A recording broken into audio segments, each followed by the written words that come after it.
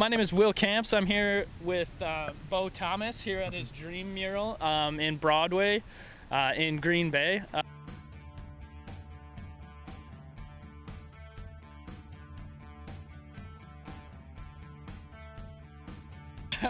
That's awesome. I noticed on some of the work that you put on your Facebook, there was the word, I'm not sure if I'm pronouncing it right. It was pyre or pyre. Was that a nickname, or did that have any kind of significance with you, or how did you come upon that? Yeah, I came up with that nickname back in high school. In graffiti, everybody picks their nickname and develops lettering for it. So that's the word I got stuck with, and yeah, I've been painting that maybe 12, 14 years now. So perfect. Though I actually got my start doing train graffiti. So. Oh, that's awesome. Yeah, that's so cool.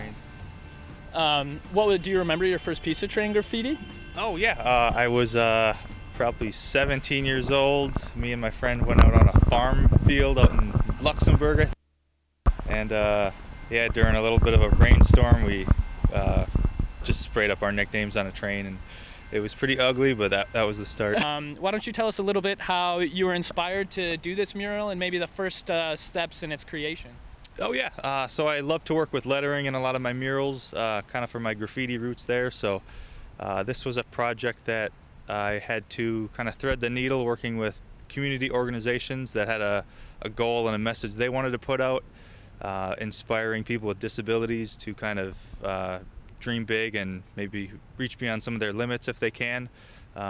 So thinking about what their goals were, what I could do as an artist, and then yeah, I actually made it work with this dream concept and have a broken wall around the piece to kind of signify that, and hopefully it's something that people with disabilities can appreciate, but also just the general public, and everyone sees that bright splash of color. Absolutely, that's great. I love how the architecture of sort of the broken wall of the building kind of adds to the piece. It sort of frames it really well. I think that's really cool. Yeah, thank you. So when it comes to commissioning a mural like this, is it more you taking proactive steps to reach out to business or community leaders, or do you have has there been community leaders or businesses that have come to you and been like, hey, we like your work, could you maybe do something for us? How does that normally work?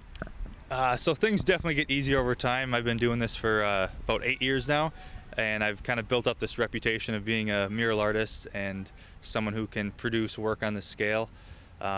Early on, it's knocking on doors and hearing a lot of no's with your ideas, but yeah, over time you get the support of some important people. I've had aldermen on my side, the mayor of the city kind of rooting for me. So yeah, it's nice to get those people in your corner, and even working with bigger organizations, it's pretty cool to have them on your resume and kind of check them off the list. So it gets easier over time, and yeah, hopefully the reputation kind of helps that. Right, absolutely. Well, the Dream Mural is a great one. It's a staple of sort of downtown Green Bay here. Thanks for stopping with me and chatting a little bit about it. Let's move on to this next one.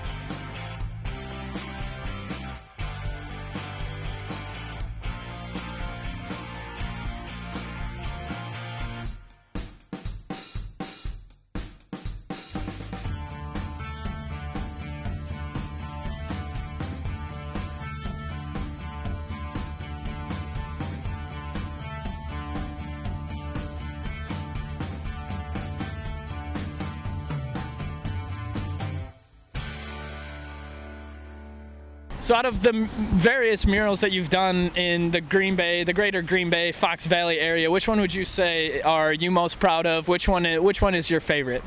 So I did a project titled the Green Bay Mural. That was back in 2016, right when I got out of college. It's still the city's biggest piece of public art, and it was just a real monster of a project for me to take on. So proud of that one still, and I do love my lion here. It's always been my favorite animal. Yeah. Is that one that you mentioned, is that the King of the North one with Aaron Rodgers, or? Oh yeah, that's even a different one. But oh, it's a different one. Could you describe the sort of picture or the mural itself? Oh, the Aaron Rodgers? No, I'm sorry, the one that you mentioned. I forget the name. Yeah, so the Green Bay mural is another text-based mural. I think there's like 15-foot tall letters across a wall. It's down on Main Street near Monroe. It just says "Welcome to the Arts District, Green Bay," and then it shows a couple landmarks from town: the Tower Drive Bridge, the Bellin Building, the courthouse, and then one of our bigger buildings on the river, the Watermark Building. So, yeah, just about city pride and loving where you're from. That's great. Thanks for all that you've done for the city. Everybody appreciates it. Thank you so much, Will. Thank you.